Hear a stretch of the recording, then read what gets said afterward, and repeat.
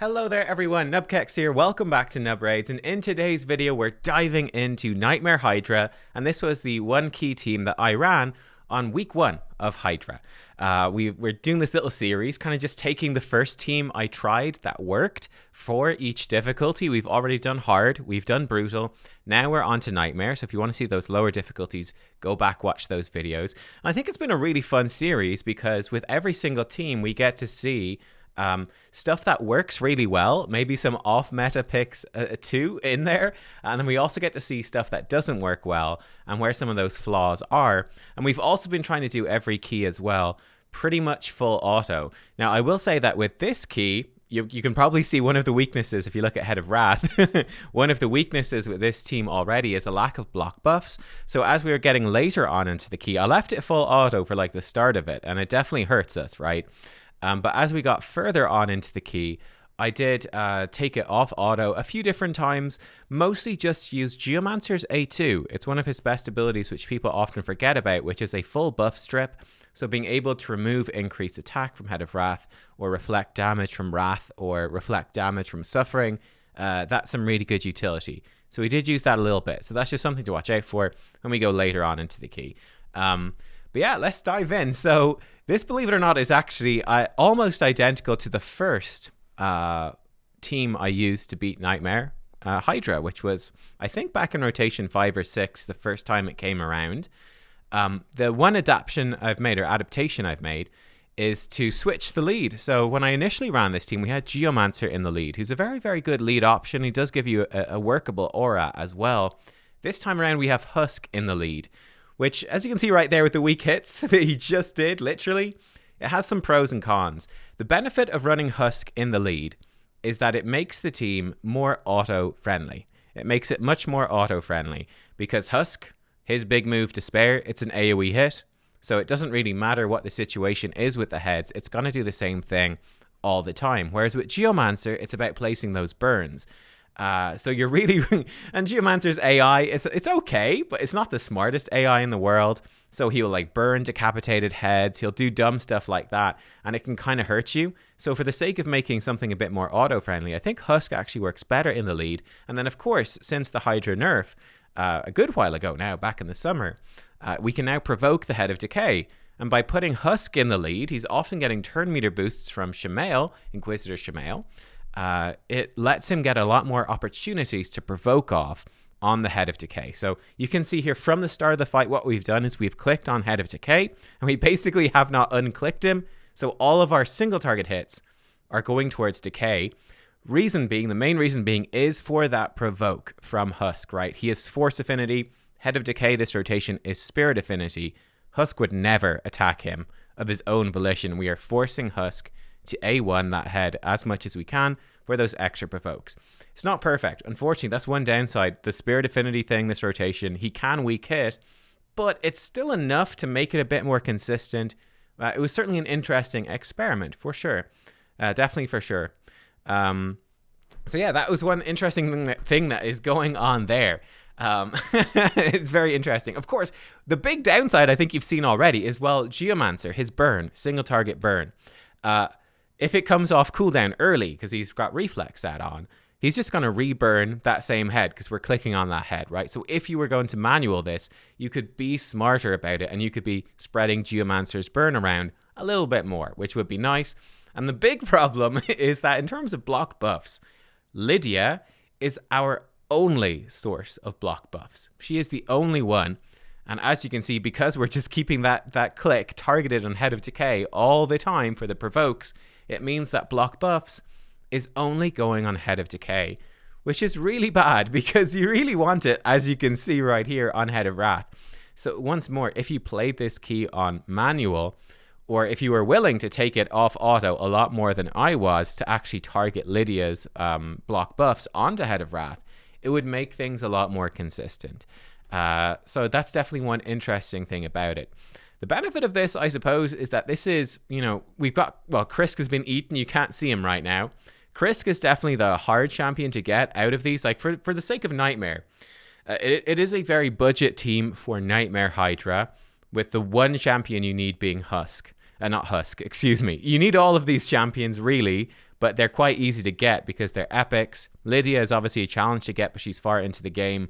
Krisk is the one that's really difficult to get because he's a Void Legendary, and there's really no way to guarantee that you would get him. You could play the game for 3 years and you would have everyone else. You would not have Krisk. But despite that, it is fairly budget because he's the only thing you need. If you do pull a Krisk, you can run this team very, very easily, which is nice.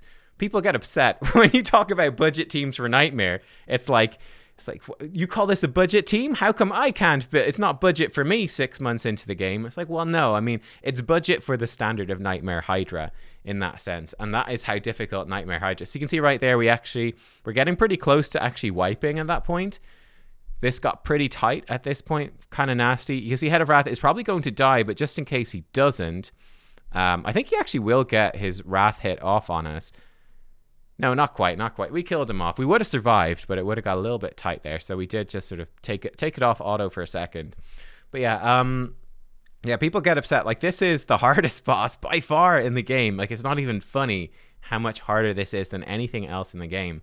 So you're either going to need extremely good champions or extremely good... Actually, you need both. You need very, very good gear. You need very, very good champions. And it's all about a balance. Like, if you put in slightly weaker champions, you're going to need better gear to compensate, and so on and so forth. So yeah, in this case, Krisk is like the one that brings this team together. And unfortunately, with this exact team, I don't think you could do it any other way. We have so little healing. The only healing that we have is Godseeker Neri. She really doesn't do much healing. That's it. So we are really reliant on the ally protection from Krisk to take us through. If I was building a team without Krisk, by the way, I would be looking at Nekmothar would be my go-to. I'd definitely be looking to build a team around something like Nekmothar and probably Skull-Lord Vargal. Something like the two of those in combo, perhaps. It does get a bit awkward, but something like that. I've done teams as well with like Cardial, who's obviously another Void Legendary, but Cardial and Kantra.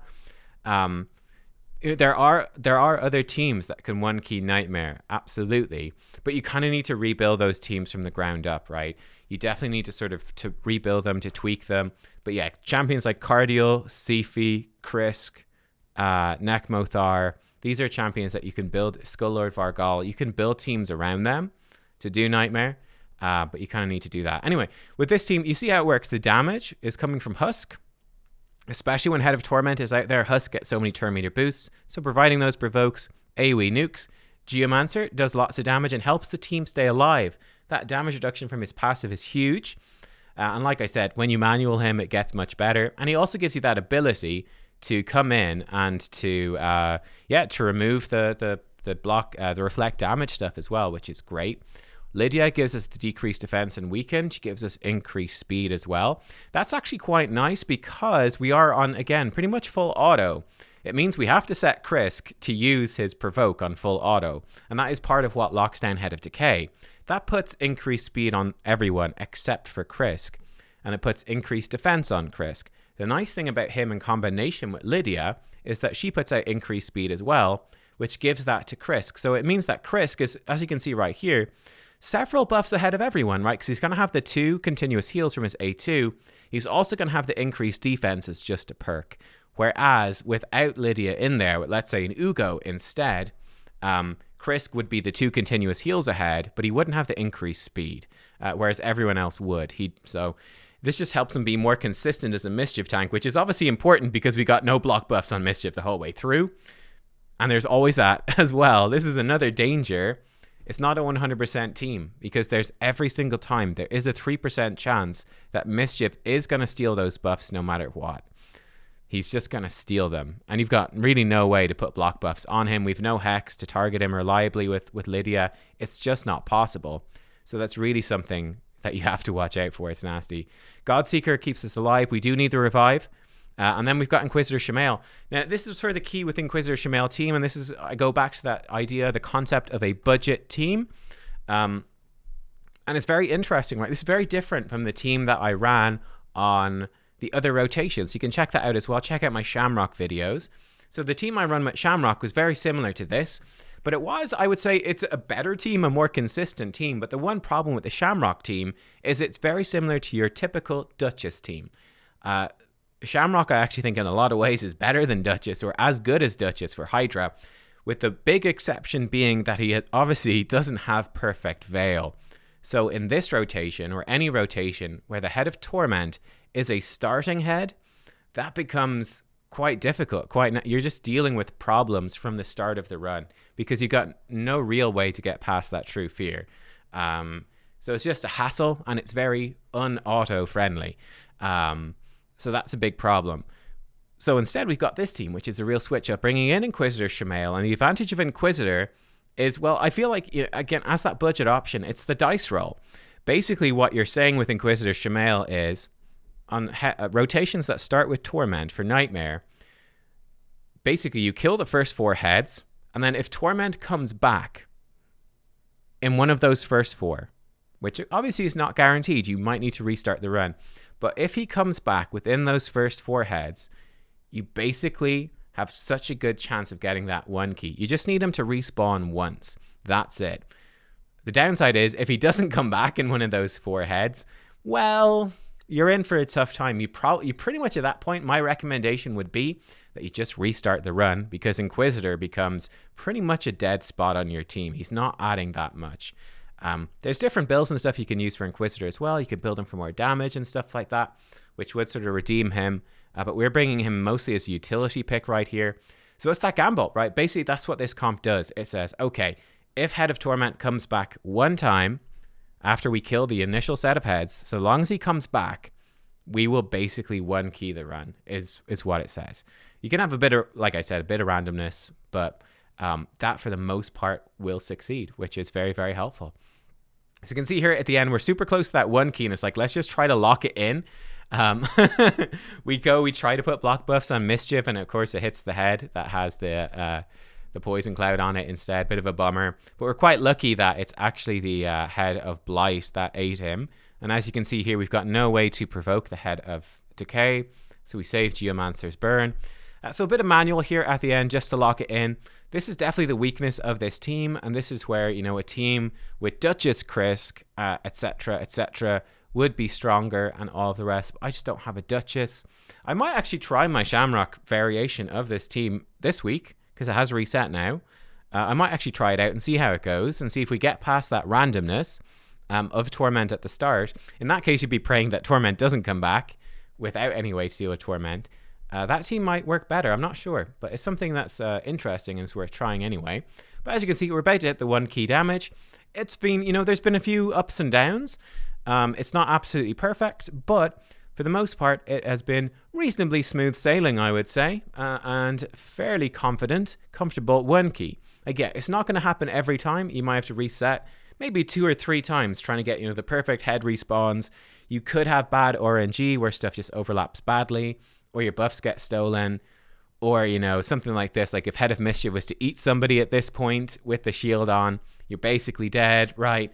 That sort of stuff can always happen, but yeah, it kind of works. Actually, one little tip I can give is that the Head of Torment, when you've got Inquisitor Shamail, let me end with that, like right here, he's almost definitely eaten, right? And that's probably going to kill the run.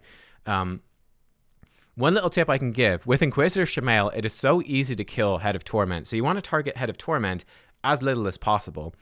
And the trick there is that if you get, especially in this rotation where Husk is bad affinity and your provokes are not 100% consistent, you can absolutely let the Head of Decay do 1 team cleanse and then 1 single target shield, especially if you can direct that shield onto Head of Torment. Because that's effectively, Torment is great, he's just a big turn meter battery for your team. You can effectively just get a whole bunch more value out of it. It's absolutely fantastic. So that is a sneaky little trick that you can do, right? Actually, we might break him free. It's going to be really close. This is where you wait. And the cleanse. Disgusting. Unbelievable. And he's gone. Thanks, Krisk. We salute you. But yeah, so that is one recommendation. You can definitely manipulate your provokes and let the provokes not go on to Head of Decay. Let him get the shield onto Torment, and then you start re-provoking him. And you sort of try to kill Decay before he comes around to his second team cleanse and shield. That is definitely something you can do. You can manipulate, and it actually helps this team kind of get a good chunk more value. But there you are, man. You can see the burn got resisted as well. So it's basically just going to run out like this. We're going to get a bit more value out, but about 40 million, let's come to stats to the end, is what we did here on week 1. And like I said, it was basically the first run. Well, not the first run. I tried it with Ugo instead, I think, first, and it didn't work. It didn't work well enough for me. But yeah, there you go. You can see the numbers at the end. So Husk being in the lead, being boosted by Shamail, again with that Torment respawn. 17 million damage from Husk. So that's cool. Obviously, if I had better gear, that would be more. But that is quite respectable. I think I have him in Savage. I'll show you the gear in a second. If he was in Relentless, it would be much better. Geomancer, about 10 million. So even though he's not getting burns out on really more than one target, he is still doing really good damage. Right? He's still doing great damage. And that passive reducing our damage taken, all of that actually adds up to being very useful. Krisk with the Meteor there didn't really... I feel like we didn't get too much value out of Brimstone in this run, to be honest. It wasn't great, but it does help a little bit. But he is there. The ally protection is really the big thing. One of the things I think you can see with this run is that our damage taken is quite low. And the healing that we have is also very low. I think that is important, right? You've got the damage reduction from Geomancer. You have the strengthen from Lydia. And then you have the ally protection from Krisk. That stuff coming together on top of building all of these champions fairly tanky makes it so we don't take that much damage. And even the low healing of Godseeker is enough to keep us up. It's kind of an important thing. Lydia, mostly in for the debuffs, bit of damage, of course. More than the other supports, actually, which is pretty impressive. She gets lots of counterattacks against Torment, so it's not super useful damage. But it does give you extra turn meter boost for Husk, or whoever is your lead. And then Shamail, actually doing pretty good damage there. He's in a Guardian set, so he's taken a bit more than everyone else, again, helping us survive too. But yeah, you could build them in different ways. So if I show you the builds for these different champions, let's take a little look at what we've got going. So, Krisk, he's coming in. Blood Shield is kind of nice on him. We don't have any shields with this composition, so getting that shield buff is an extra buff to direct Mischief to targeting him, which is exactly what we want. We can see in terms of how he's built, 500 resistance. I feel like that's the thing to aim for Nightmare to make stuff super consistent on your Mischief tank. Now, typically you do want about 400 accuracy. Now, obviously you can include, for example, the bonus, whatever this... not this one here. You can include the bonus accuracy, like 16 bonus accuracy from that. We're slightly short, to be honest, which means we'll miss debuffs on Suffering sometimes. So I'd like to crank that up at some point. As you can see, I don't have many Faction Guardians. We got the bonus 30 and 30 right there from Faction Guardians. We'd be laughing. And obviously Blessings are still to be rolled up more, but yeah, that's basically what's happening there. So really trying to get his resistance up high, accuracy up high, try to get as many sort of defensive stats as you can, and this sort of speed. This is your Krisk sort of build, and the masteries are like this, extending his buffs, extending his debuffs, and War Master. For Lydia, she's got pretty much the exact same masteries. I think there's maybe one change, but nothing too important. And she's actually built very similarly, which is the high resist, high accuracy. She does have more speed. And yeah, I guess, I don't know, very similar gear. She actually probably better gear slightly overall. I don't know how it worked out exactly. But yeah, that's basically with Lydia. Now, this stuff is not essential. I just like her to have high resistance. I think that's quite useful. Ties in well if you want to use her in Arena with the resistance aura. It makes her quite good in like a go second type team. So I think that there is benefit to building her like this. And yeah, the resistance, again, having good resistance on your team for Nightmare especially, well, for any part of Hydra, it's really the most underrated stat. Because you've got the obvious benefit that if Mischief targets you, you can resist his steel. But even more importantly, it's just resisting the poisons really reduces your damage taken a huge amount. Like, I can't understate it. It reduces your damage taken so much. Head of Blight does tons of damage. This completely cuts it out, which is a big deal in trying to get away with as little healing as possible, which opens up a lot more team comps. As that's her, Lydia. Then we've got 4 epics, which is pretty cool. So we had Geomancer. We used this Geomancer. So he's coming in. He is in a reflex set, which is nice to give you more of those burns. Relentless is really good as well. So he's a little bit squishy. He's got good defense, which is nice, though we don't have increased defense to capitalize on it. His HP is a little bit low, but it is what it is. And again, typically, like, you know, for Nightmare, this is a bit under-geared, really, for Nightmare. A lot of players you're going to see doing Nightmare are going to have more like 240, 250 speed on your Geomancer, especially if you use them for Iron Twins. You might gear him more like that. So, for example, this is a Geomancer I use for Iron Twins. He's coming in with 260 speed, almost 500 accuracy there, 54k HP. His defense is maybe a little bit low, but you see what I mean? Like, in terms of gearing, you could have more intensive gearing. Now, of course, he's got perception sets. I'm limited in my reflex gear, but hopefully I'd find a happy merge between these two. Ditch the perception and ditch some of that accuracy, drop some speed, but have the higher health and have reflex, and that would be where you'd want to be. He's got these masteries. I've got a whole guide on him. And I do have him with cruelty right now, which is because he's, just spreading that decreased defense pretty quickly with his A1. I will probably switch this to... probably to commanding presence, just giving us a bit of a stronger aura. Obviously, this would literally do nothing because Husk's aura is pretty much useless. Husk's aura is giving us 30% HP in arena battles, so strengthening the aura doesn't really have a purpose. But there you are. Husk, he's in with cruelty as well, because why not? And yeah, Husk is coming in. I do have him in Savage. Again, Relentless would be better. And with the Husk is, I think, a bit better geared now. He's about 229 speed. Would prefer that, again, to be more like 240, 250, but I'm happy enough with him being a little bit slower. That's actually kind of okay. Because, it's a bit more intensive in the gear. He's got lots and lots of HP, which is quite nice for this. His defense is a bit low, but it's all right. 100% crit rate, only 211% crit damage. I tried to aim for about 200% crit damage for Nightmare. I'm like, you know what? That's fine. Because I want my Husk to have really good speed and really good accuracy. I actually prioritize those more. Now, I wouldn't really go below 200%. I feel like 200% is the thing to aim for. But just so you know, basically that's what we're going for. He does need the accuracy to provoke Head of Decay, although it's a bad affinity this rotation, but it's very strong. And for his masteries, War Master and some counter-attacking type stuff. We have then Inquisitor Shamail, and we use this one. He was in a Guardian set. It helps the team stay alive, gives us a bit of that damage reduction, which is kind of nice. And yeah, he's coming in. We want to build him with lots of HP so we can take those hits. He does have crit rate, so he does a bit of damage. He's got a bit of speed, bit of everything. It's a bit all over the place. I mean, I might come back. He's such an interesting champion. Because there's really so many ways to build him. There are so many different ways to build this champion and to really tweak what you want for him out of your Hydra teams. I haven't actually used him in a while because we haven't had Torment in the starting rotation. He also doesn't have a string on his bow, so I don't know how his bow works. It's one of those, one of life's little mysteries. And he's firing that thing all the time. It's incredible. But yeah, he's basically in there to counter Head of Torment. And like I said, you get Head of Torment respawns once and you can basically one key. But there's lots of different ways to build him. I have a whole guide on him. And it's definitely worth revisiting again, to be honest, at some point now that Blessings are in. There's so many options with this guy.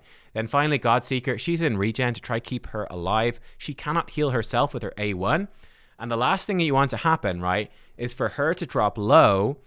And then she starts getting targeted by Head of Decay. And she gets heal reduction. And then she's going to die. And that's really bad because she is the reviver. So I do think it's important to have her in something to heal herself, regen in this case. We have her built with very high speed, I would say. She's very solidly tanky as well.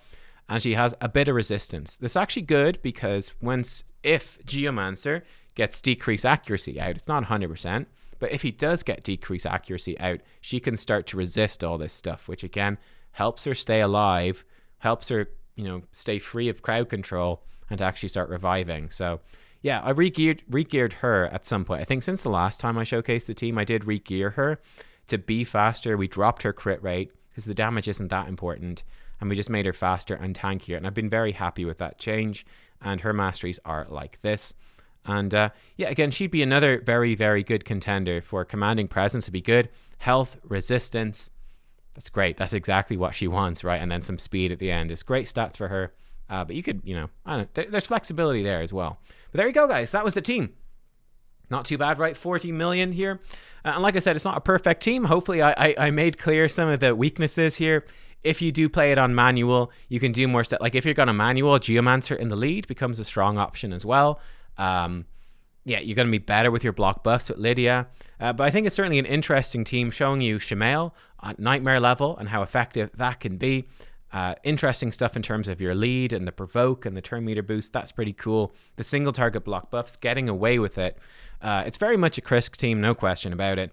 But I mean, it's Nightmare.